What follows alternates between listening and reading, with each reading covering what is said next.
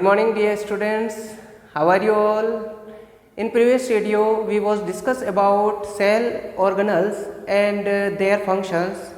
Cell organelles we have already discussed endoplasmic reticulum, Golgi apparatus or Golgi body and lysosome. In this video we will discuss our remaining cell organelles, mitochondria, plastids, vacuoles and ribosome and their functions. So dear students, let us start. First cell organelles, mitochondria. So what is the mitochondria? Mitochondria are also called powerhouse of the cell. They generate ATP via the electron transport chain. They also have a DNA called mtDNA which makes them semi-autonomous organelle. Dear students, you know about that mitochondria. What is the mitochondria? Mitochondria क्या होता है? तो mitochondria is a power house of the cell. Mitochondria जो है वो cell का power house कहा जाता है. मीन्स जो सेल की जो एनर्जी होती है या जो पावर जो होती है सेल के अंदर डिफरेंट फंक्शंस को करने के लिए, वो सारी जो है वो माइटोकॉन्ड्रिया के अंदर स्टोर्ड होती है in the form of ATP. What is the ATP? ATP full form is adenosine triphosphate. Means जो एनर्जी इसके अंदर स्टोर होती है वो एडिनोसिन ट्राइफॉस्फेट के फॉर्म में स्टोर्ड होती है और इस एनर्जी का यूज़ करके ये जो माइटोकॉन्ड्रिया सेल ऑर्गेनल्स है ये डिफरेंट फंक्शंस को करते हैं सेल के अंदर. मीन्स यहाँ से एनर्जी की सप्लाई होती है पूरी सेल के अंदर और सेल डिफरेंट टाइप के फंक्शंस को करता है. So dear student, we have also known the mitochondria power house of the cell. Mitochondria को हम सेल के पावर हाउस के नाम से भी जानते हैं. और ये जो सेल ऑर्गेनल माइटोकॉन्ड्रिया है ये एटीपी का जनरेशन इलेक्ट्रॉन ट्रांसपोर्ट चेन के थ्रू करते हैं. इलेक्ट्रॉन ट्रांसपोर्ट चेन के बारे में हम आगे हायर क्लास में पढ़ेंगे क्या होती है इलेक्ट्रॉन ट्रांसपोर्ट चेन. तो इलेक्ट्रॉन ट्रांसपोर्ट चेन के थ्रू जो है ये एटीपी का फॉर्मेशन करते हैं और ये इनके अंदर इनका एक स्पेसिफिक डीएनए होता है. जैसे कि हम हर बार कहते हैं कि जो सेल होती है सेल के न्यूक्लियस के अंदर जेनेटिक मटेरियल डीएनए और आरएनए प्रेजेंट होता है, बट इनका एक ओन डीएनए भी प्रेजेंट इनके अंदर होता है जिसे हम mtDNA कहते हैं. क्या कहते हैं? mtDNA मीन्स माइटोकॉन्ड्रियल डीएनए या mtDNA. और इनको क्या कहते हैं? Power house of the cell. अब ये जो mtDNA या इनका जो खुद का जो डीएनए होता है ये इनको क्या बनाता है? सेमी ऑटोनोमस ऑर्गेनल बनाता है. सेमी ऑटोनोमस का क्या मतलब होता है? सेमी ऑटोनोमस का मतलब होता है कि ये वैसे तो प्रोटीन सिंथेसाइज के लिए ये जो न्यूक्लियस से डीएनए जो होता है उसके ऊपर डिपेंड होता है वो होते हैं, लेकिन कभी कभी क्या होता है कि ये अपने खुद के कुछ प्रोटीन्स को बनाने में कैपेबल होते हैं. इसलिए हम इनको सेमी ऑटोनोमस ऑर्गेनल भी कहते हैं क्योंकि इनके पास इनका खुद का डीएनए भी प्रेजेंट होता है. We can see the structure of mitochondria. हम देख सकते हैं माइटोकॉन्ड्रिया का स्ट्रक्चर हम यहाँ पर देख पा रहे हैं. First we can say that mitochondria is a it is a double membrane structure. It is a double membrane structure means इसके अंदर दो मेम्ब्रेन प्रेजेंट होती है. First outer membrane and second is inner membrane. ये दो membrane से मिलकर बना हुआ स्ट्रक्चर होता है. एंड आउटर मेम्ब्रेन जो है वो हमेशा बाहर प्रेजेंट होती है और अंदर वाली जो मेम्ब्रेन होती है वो एक फोल्डेड फॉर्म में होती है. तो यहाँ पर दो मेम्ब्रेन इसमें प्रेजेंट होती है. इनका स्पेसिफिक इनका खुद का डीएनए प्रेजेंट होता है और डीएनए के साथ में इनके अंदर राइबोसोम भी प्रेजेंट होते हैं. हम देख पा रहे हैं ग्रेन एंड स्ट्रक्चर जो है ये क्या है? राइबोसोम है. तो ये राइबोसोम इनके खुद के राइबोसोम और डीएनए भी इनके अंदर प्रेजेंट होता है. जो दो मेम्ब्रेन है आउटर मेम्ब्रेन इनर मेम्ब्रेन, इनके बीच का खाली स्पेस जो है वो इंटर मेम्ब्रेन स्पेस कहलाता है. इंटर मेम्ब्रेन स्पेस मीन्स दो मेम्ब्रेन के बीच में जो खाली स्पेस है वो इंटर मेम्ब्रेन स्पेस है. इनके बीच में ये जो फोल्डेड स्ट्रक्चर जो है इनर मेम्ब्रेन का, इनर मेम्ब्रेन के फोल्डेड स्ट्रक्चर में कुछ बर्ड लाइक स्ट्रक्चर फॉर्म हो रहे हैं, उन्हें हम क्रिस्टी कहते हैं। क्या कहते हैं? क्रिस्टी। और इनके बीच में जो खाली प्लेस जो होता है, ब्लैंक प्लेस, उसे मैट्रिक्स बोला जाता है, matrix. So dear student, I hope you have understand the structure of mitochondria. We can discuss the point of mitochondria. It have two membrane covering. हम पहले ही बता चुके हैं कि इनमें दो मेम्ब्रेन कवरिंग होती है, फर्स्ट आउटर मेम्ब्रेन और second inner membrane covering. So outer membrane is porous. Outer membrane जो है वो पोरस होती है। पोरस मीन्स उसके अंदर छेद पाए जाते हैं, छिद्र होते हैं। And the inner membrane is deeply folded. जैसा कि मैंने पहले ही आपको बताया है कि जो इनर मेम्ब्रेन है वो डीपली फोल्डेड होती है। तो हम यहाँ पर देख पा रहे हैं कि जो इनर मेम्ब्रेन है वो फोल्डेड है, फोल्डेड फॉर्म में है, और आउटर मेम्ब्रेन के ऊपर कुछ पोर्स पाए जाते हैं या उनके ऊपर छिद्र पाए जाते हैं। Mitochondria are also to make some of their own proteins. हम ऑलरेडी डिस्कस कर चुके हैं कि इनके पास इनका खुद का डीएनए होता है, खुद का डीएनए और राइबोसोम इनके अंदर प्रेजेंट होते हैं। इसलिए ये आसानी से क्या कर लेते हैं, अपने कुछ प्रोटीन्स को जनरेट करने में कैपेबल होते हैं या प्रोटीन बनाने में ये कैपेबल होते हैं। So dear student, I hope you have understand that cell organelle mitochondria. Now let us discuss about next cell organelle, plastid. So what is the plastid? There are various type of plastid in different cells based on the pigment they contain.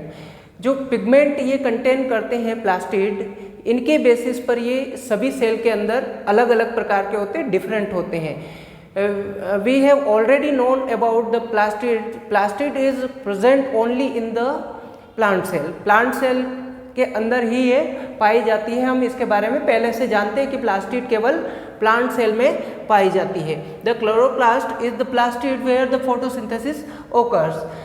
Chloroplast एक ऐसा plastid है जहाँ पर photosynthesis की reaction होती है और photosynthesis की रिएक्शन से प्लांट अपना ओन फूड बनाते हैं और ऑक्सीजन गैस को रिलीज करते हैं। तो यहाँ पर क्लोरोप्लास्ट जो है एक सब प्लास्टिड है जहाँ पर फोटोसिंथेसिस की रिएक्शन होती है प्लांट के अंदर। Some of the other plastid leucoplast and chromoplast. इसके अलावा कुछ और प्लास्टिड भी पाए जाते हैं। जैसे हमने एक बात की है, एक क्लोरोप्लास्ट, और उसके अलावा दूसरे भी प्लास्टिड पाए जाते हैं जैसे ल्यूकोप्लास्ट एंड क्रोमोप्लास्ट। ल्यूकोप्लास्ट के बारे में हम जनरली जानते हैं कि ल्यूकोप्लास्ट जो है वो एक कलरलेस, या फिर हम कह सकते हैं कि ये एक वाइट कलर का प्लास्टिड होता है और ये हमेशा स्टोर करता है जैसे स्टार्च के, ऑयल्स के और प्रोटीन के ग्रेन्यूल्स को ये स्टोर करके रखता है। वैसे एक क्रोमोप्लास्ट जो है, क्रोमोप्लास्ट जो है इसके अंदर क्लोरोफिल पिगमेंट इसमें पाया जाता है या क्लोरोफिल पिगमेंट को ये कंटेन करके रखता है। क्लोरोप्लास्ट जनरली, हम क्लोरोप्लास्ट की बात कर रहे हैं तो क्लोरोप्लास्ट जो है वो जनरली येलो और ऑरेंज पिगमेंट को भी कंटेन करता है क्लोरोफिल के साथ में। So we can see the structure of chloroplast. हम यहाँ पर स्ट्रक्चर देख सकते हैं क्लोरोप्लास्ट का। इनके पास जो है इनका खुद का डीएनए होता है, इसके अलावा इनके खुद के राइबोसोम भी इनके अंदर प्रेजेंट होते हैं। इनमें कुछ फोल्डेड स्ट्रक्चर इनके अंदर पाए जाते हैं। वैसे तो इनका जो अंदर का जो खाली स्पेस आपको दिख रहा है जिसके अंदर ये स्ट्रक्चर बनाए हुए हैं, इस स्ट्रक्चर को खाली प्लेस को स्ट्रोमा कहा जाता है। तो जो फोटोसिंथेसिस की रिएक्शन जो होती है प्लांट के अंदर क्लोरोप्लास्ट के इसमें स्ट्रोमा में होती है। स्ट्रोमा के अंदर राइबोसोम, डीएनए वगैरह भी पाए जाते हैं। यहाँ पर कुछ कंपार्टमेंट हैं, आपको कंपार्टमेंट दिख रहे हैं, तो ये कंपार्टमेंट के एक कंपोज स्ट्रक्चर को हम थाइलेकोइड्स कहते हैं। थाइलेकोइड यहाँ पर प्रेजेंट होते हैं और इनके सिंगल स्ट्रक्चर को हम ग्रेनम कह सकते हैं। ये सिंगल हम इनको ग्रेनम कह सकते हैं। इनके इंटरनल स्ट्रक्चर को ल्यूमन कहा जाता है। ऐसे ही इनके अंदर भी दो मेम्ब्रेन, जैसे प्लांट के अंदर हमने देखा था कि दो मेम्ब्रेन पाई जाती है, एक इनर मेम्ब्रेन और दूसरी आउटर मेम्ब्रेन। तो ये आउटर मेम्ब्रेन इसमें प्रेजेंट है और एक इनर मेम्ब्रेन भी इसमें प्रेजेंट है। तो ये भी डबल मेम्ब्रेन स्ट्रक्चर होता है। तो इनर मेम्ब्रेन और आउटर मेम्ब्रेन यहाँ पर आपको दिखाई दे रही होगी। तो ये जो स्ट्रक्चर है प्लास्टिड, ये केवल प्लांट सेल के अंदर पाया जाता है, क्योंकि प्लांट सेल के अंदर जो है फोटोसिंथेसिस की रिएक्शन होती है और ये पिगमेंट को कंटेन करके रखते हैं और वो पिगमेंट जो है फोटोसिंथेसिस की प्रोसेस में हेल्प करते हैं। It is present in plant cell only. It have own DNA and ribosome. हमने पहले ही डिस्कस किया है कि इनके अंदर इनका खुद का डीएनए और राइबोसोम पाए जाते हैं, ताकि ये अपने खुद के कुछ प्रोटीन्स को जनरेट कर सकें। Chloroplast is the important for photosynthesis. हम जानते हैं क्लोरोप्लास्ट जो है ये इम्पोर्टेंट होता है फोटोसिंथेसिस के लिए, और जनरली हम कह सकते हैं कि क्लोरोप्लास्ट एक ऐसा प्लेस है जहाँ पर फोटोसिंथेसिस की रिएक्शन प्लांट के अंदर होती है, और हम इसको कह सकते हैं it is the kitchen of the cell. ये सेल का किचन कहा जा सकता है, इसको हम किचन कह सकते हैं सेल का, कि जहाँ पर प्लांट के लिए खाना बनता है तो वो प्लांट का किचन कहलाएगा। जैसे हमारे घर में हमारे लिए खाना कहाँ पर बनता है, किचन में बनता है, तो वैसे ही प्लांट के लिए कहाँ पर बनता है, क्लोरोप्लास्ट के अंदर बनता है। तो क्लोरोप्लास्ट को हम किचन ऑफ द सेल भी कह सकते हैं। Now let us discuss about next cell organelles, vacuole. So what is the vacuole? Vacuoles are the large vesicles that hold water or air in them and give structural rigidity to the cell. Vacuoles क्या होते हैं? Cell के अंदर एक large vesicle की तरह होते हैं और ये क्या करते हैं, वाटर को होल्ड करते हैं और एयर को होल्ड करते हैं उनके अंदर, और स्ट्रक्चरल रिजिडिटी सेल के अंदर ये देते हैं, या स्ट्रक्चरल रिजिडिटी यानी कि अपने स्ट्रक्चर को चेंज करते रहते हैं बिना किसी बाउंडेशन के।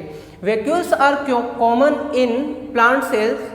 इन animals the vacuoles either very small और एब्सेंट। वैक्यूल्स जो है वो सभी प्लांट सेल के अंदर लगभग कॉमन होते हैं, सभी प्लांट सेल के अंदर कॉमन होते हैं, बट एनिमल सेल के अंदर ये बहुत ही ज़्यादा स्मॉल होते हैं या फिर एब्सेंट होते हैं, मतलब या तो छोटे होते हैं या बहुत ही या बिल्कुल ही एब्सेंट होते हैं। तो हम कह सकते हैं कि जो प्लांट सेल होती है, प्लांट सेल के अंदर वैक्यूल्स जो है वो लार्ज होते हैं और एनिमल सेल के अंदर स्मॉल होते हैं या एब्सेंट होते हैं। So we can see the structure of vacuole. Vacuole is always stored air and food in them or water also. In 1955, George E. Pallet discovered ribosome. 1955 या 1955 में जॉर्ज ई पैलेट ने ribosome को सबसे पहले discover किया था and describe them as small particles in the cytoplasm. और उन्होंने यह भी उस टाइम पर डिस्क्राइब किया था कि इनका कुछ स्मॉल पार्टिकल जो है वो साइटोप्लाज्म के अंदर भी प्रेजेंट होता है, that preferentially associated with the endoplasmic membrane. और इनका कुछ पार्ट जो है हम कह सकते हैं कि ये मेम्ब्रेन, एंडोप्लाज्मिक मेम्ब्रेन या एंडोप्लाज्मिक रेटिकुलम जो है उसकी मेम्ब्रेन से भी बाउंडेड होता है। We can see the structure of ribosome. Ribosome is made up of two subunits, first large subunit and second small subunit. जो राइबोसोम होते हैं वो दो सब यूनिट से मिलकर बने होते हैं, एक लार्ज सब यूनिट और दूसरी स्मॉल सब यूनिट, और ये प्रोटीन सिंथेसाइज करने की फैक्ट्री कहलाता है। Dear students, we have already discussed about all cell organelles of the cell. Now let us discuss about our next topic, cell division. So dear students, what is the cell division? Cell division, the process by which new cells are made is called cell division. एक नई cell को बनाने की जो process होती है उसे cell division कहा जाता है। So dear students, सभी ऑर्गेनिज्म को सेल डिवाइड करने की आवश्यकता होती है, या हम कह सकते हैं कि कोई भी ऑर्गेनिज्म बिना सेल डिवीज़न के ग्रो नहीं कर सकता है और सरवाइव नहीं कर सकता है। तो सभी ऑर्गेनिज्म को, चाहे उसको ग्रो करना हो, नए ऑर्गेनिज्म को फॉर्म करना हो, या डेवलपमेंट करना हो, या गैमेट्स को बनाना हो, रिप्रोडक्टिव गैमेट्स को बनाना हो, तो ये सारे जो काम होते हैं ये सभी जो है सेल डिवीज़न के थ्रू ही पॉसिबल हो पाते हैं। तो cell division is a important process in the living organism. Cell division एक इम्पोर्टेंट प्रोसेस होती है सभी लिविंग ऑर्गेनिज्म के अंदर। There are two main types of cell division. Cell division के दो मेन टाइप होते हैं, first is mitosis and second is meiosis. Mitosis और मियोसिस के थ्रू सेल जो है वो डिवाइड करती है और न्यू सेल को फॉर्म करती है या डेवलपमेंट करती है। So first let us discuss about first type, mitosis. So what is the mitosis? The process of cell division by which most of the cells divide for growth is called mitosis। अच्छा, mitosis एक ऐसी process है जिसके through कोई भी cell जो है जिसको ग्रो करना हो या इसके थ्रू जो है सेल डिवाइड होकर ग्रोथ करती है या नई सेल का फॉर्मेशन करती है, इसे ही हम माइटोसिस सेल डिवीज़न कहते हैं। माइटोसिस सेल डिवीज़न एक ऐसी प्रोसेस है जिसमें सेल डिवाइड होती है और नई सेल का ग्रोथ करती है या नई सेल को फॉर्म करती है, that is the mitosis. In this process each cells called mother cell divides to form two identical daughter cells। इस प्रोसेस के अंदर जो मदर सेल है, जिन्हें मदर सेल कहते हैं, जो डिवाइड होती है, mother cell divide to form two identical daughter cell. हमेशा इसमें मदर सेल डिवाइड होकर टू आइडेंटिकल सेल का फॉर्मेशन करती है, two identical cell daughter cell का फॉर्मेशन करती है। आइडेंटिकल का मतलब होता है कि यहाँ पर सिमिलर टू देयर पेरेंट्स, मतलब उनके पेरेंट्स के समान ही टू आइडेंटिकल सेल का डेवलपमेंट करती है। आइडेंटिकल मतलब एक जैसी। Two daughter cell have same number of chromosomes as mother cell. हमेशा जो डॉटर सेल जो बनेगी उन डॉटर सेल के अंदर हमेशा सेम नंबर ऑफ क्रोमोसोम रहेंगे एज देयर मदर सेल, उसके मदर सेल के समान ही क्रोमोसोम उनके अंदर प्रेजेंट होंगे। It helps in growth and repair of tissues in organism. ये हमेशा ऑर्गेनिज्म की ग्रोथ और उनके टिश्यू या सेल के डैमेज हो जाने पर उनको रिपेयर करने में और टिश्यू के फॉर्मेशन में ये हेल्प करती है। So dear student, we can see the structure of cell division, mitosis cell division. हम यहाँ पर माइटोसिस सेल डिवीज़न के स्ट्रक्चर को देख सकते हैं। ये एक मेन सेल है जिसे हम मदर सेल कहते हैं। मदर सेल जब डिवाइड होगी तो एज ए रिजल्ट इसमें टू सेल्स फॉर्म होगी।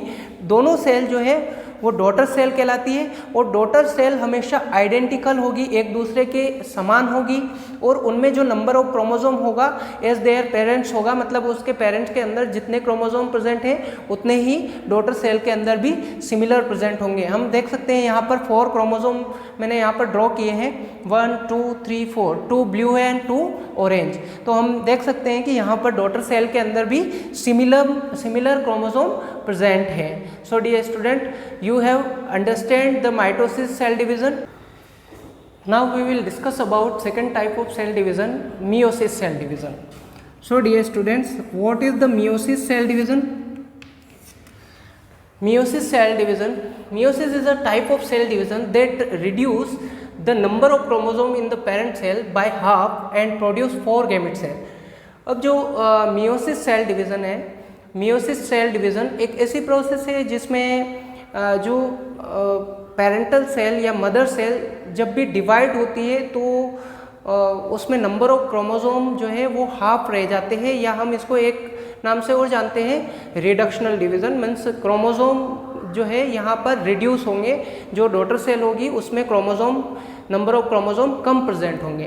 तो यहाँ पर क्या होता है कि पेरेंटल सेल में जो क्रोमोसोम प्रेजेंट है उनके हाफ क्रोमोसोम हमेशा डॉटर सेल के अंदर प्रेजेंट होते हैं। एक जनरल बात आपको सबको यहाँ पर पता होनी चाहिए कि अपनी पूरी होल बॉडी के अंदर माइटोसिस डिवीज़न के थ्रू जो है सेल डिवाइड होती है और हमारी ग्रोथ होती है, लेकिन सिर्फ ओनली एक्सेप्ट रिप्रोडक्टिव सेल। जो रिप्रोडक्टिव सेल होती है उस रिप्रोडक्टिव सेल के अंदर मियोसिस सेल डिवीज़न होता है। वहाँ पर मियोसिस सेल डिवीज़न की वजह से हमारे जो गैमेट्स बनते हैं, जैसे ह्यूमन बीइंग के अंदर बात करें तो स्पर्म और ओवा सेल जो बनती है, जो कि रिप्रोडक्शन के लिए रिस्पॉन्सिबल है या रिप्रोडक्शन में हेल्प करती है, तो ये सेल जब बनती है तो ये by the process of meiosis के थ्रू बनती है। मियोसिस में रिडक्शनल सेल डिवीज़न होता है।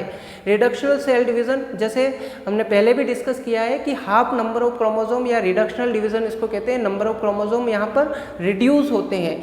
मीन्स मान लीजिए कि अपने बॉडी के अंदर क्रोमोसोम कितने प्रेजेंट हैं, आप सभी जानते हैं 46 क्रोमोसोम अपने बॉडी के सेल के अंदर प्रेजेंट होते हैं। तो यदि यहाँ पर रिप्रोडक्टिव सेल के अंदर यदि मियोसिस सेल डिवीज़न न होते हुए माइटोसिस सेल डिवीज़न होता है, तो एक मेल की सेल और एक फीमेल की सेल मीन्स स्पर्म और ओवम दोनों के अंदर यदि क्रोमोसोम 46 प्रेजेंट होते हैं, तो जब दोनों की मैटिंग होती है और फर्टिलाइजेशन होता है तो नंबर ऑफ क्रोमोसोम दोनों के मिलाकर कितने बन जाएंगे 92। तो यहाँ पर अपनी बॉडी के अंदर 92 क्रोमोसोम नहीं होते हैं, या किसी भी ऑर्गेनिज्म के अंदर क्रोमोसोम इस तरीके से डबल नहीं होते हैं। वहाँ पर क्या होता है कि जो भी गैमीट फॉर्मेशन होता है रिप्रोडक्टिव सेल के अंदर, वहाँ पर हमेशा मियोसिस सेल डिवीज़न होता है, न कि माइटोसिस। माइटोसिस में हमेशा आइडेंटिकल सेल बनती है और नंबर ऑफ क्रोमोसोम सिमिलर होते हैं उनके पेरेंट्स से या मदर सेल से। तो यहाँ पर रिडक्शनल सेल डिवीज़न को ही हम मियोसिस सेल डिवीज़न कहते हैं। और ये हमेशा as a result 4 cell form करते हैं, 4 सेल को ये फॉर्म करते हैं। और ये जनरली यहाँ पर गैमीट सेल लिखा हुआ है इसलिए कि ये हमेशा रिप्रोडक्टिव सेल के अंदर ही ये होता है। रिप्रोडक्टिव सेल के अंदर ही मियोसिस सेल डिवीज़न होता है। Meiosis is begin from a diploid parental cell and result of form 4 haploid daughter cell. ये एक डॉटर सेल से स्टार्ट होता है, एक डिप्लॉइड सेल से स्टार्ट होता है और डिप्लॉइड सेल से ये 4 नई हैप्लॉइड सेल को फॉर्म करता है। मीन्स जब ये स्टार्ट होगा मियोसिस सेल डिवीज़न तो वहाँ पर उसको डिप्लॉइड सेल की ज़रूरत पड़ती है। डिप्लॉइड सेल का डिवीज़न होता है और डिवीज़न करके ये 4 हैप्लॉइड सेल को फॉर्म करती है। अब मैं यहाँ पर एक टर्म यूज़ कर रहा हूँ डिप्लॉइड और हैप्लॉइड। यहाँ पर जैसा कि लिखा हुआ है कि डिप्लॉइड और हैप्लॉइड। डिप्लॉइड और हैप्लॉइड क्या होता है? Diploid means number of chromosome are present in pair. Number of chromosome are present in pair is called diploid.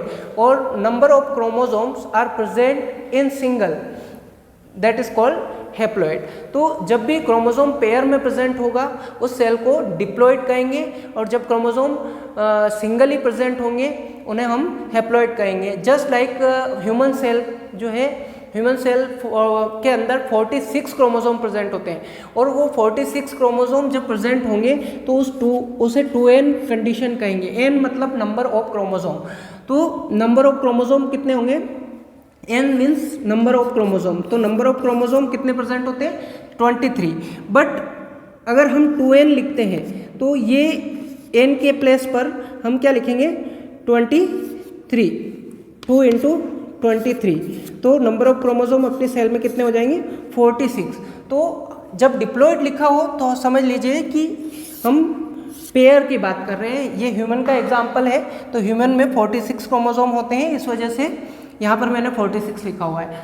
वैसे जो हैप्लॉइड डॉटर सेल होती है, हैप्लॉइड डॉटर सेल के लिए सिर्फ n लिखा जाता है, ओनली n लिखा जाता है। तो n का मतलब होता है कि number of chromosome present in single he present होते हैं। तो यहाँ पर कितने प्रेजेंट है? 23। तो सिर्फ सिंगल प्रेजेंट होते हैं, उसको हम हैप्लॉइड कहेंगे। We can see the structure of cell division, meiosis cell division. यहाँ पर मदर सेल जो है वो डिप्लॉइड इन कंडीशन में 2n है। ये जब डिवाइड होगी तो ये 2 सेल का फॉर्मेशन करती है। 2 सेल जो है वो यहाँ पर हम देख सकते हैं कि देखिए पहले तो यहाँ पर 4 क्रोमोसोम दिए हुए हैं। तो 4 क्रोमोसोम का यहाँ पर जब मियोसिस डिवीज़न होता है तो मियोसिस डिवीज़न से 2 डॉटर सेल यहाँ पर बन रही है फर्स्ट मियोसिस में। और ये डॉटर सेल जब बनती है 2 डॉटर सेल, तो इनमें क्रोमोसोम यहाँ पर 4 है तो यहाँ पर 2-2 क्रोमोसोम ही है, मतलब रिड्यूस हुआ है, क्रोमोसोम का नंबर यहाँ पर रिड्यूस हुआ है। फिर इस सेल का वापस डिवीज़न होगा तो ये अपनी 2 न्यू कॉपीज़ बनाएगी। वैसे ही यहाँ पर भी इसकी 2 न्यू कॉपीज़ बनेगी। तो हम कह सकते हैं कि मियोसिस डिवीज़न जो है वो 2 बार होता है, meiosis first and meiosis second. तो हमेशा मियोसिस फर्स्ट जब भी होता है तो क्रोमोसोम रिड्यूस होते हैं, लेकिन मियोसिस सेकेंड के अंदर सिर्फ इन सेल्स की कॉपी बनती है। तो मियोसिस सेकेंड को हम कह सकते हैं मियोसिस सेकेंड माइटोसिस के समान ही होता है, as similar to mitosis, meiosis second. But meiosis first में थोड़ा डिफरेंस होता है, यहाँ पर क्रॉसिंग ओवर भी होता है, क्रॉसिंग ओवर के अलावा यहाँ पर रिडक्शनल डिवीजन होता है, नंबर ऑफ क्रोमोसोम हाफ होते हैं। So dear students, I hope you have understand that topic cell division and cell organelles and their functions, and next video we will discuss about our next chapter, chapter number 6. So dear students, have a nice day and goodbye.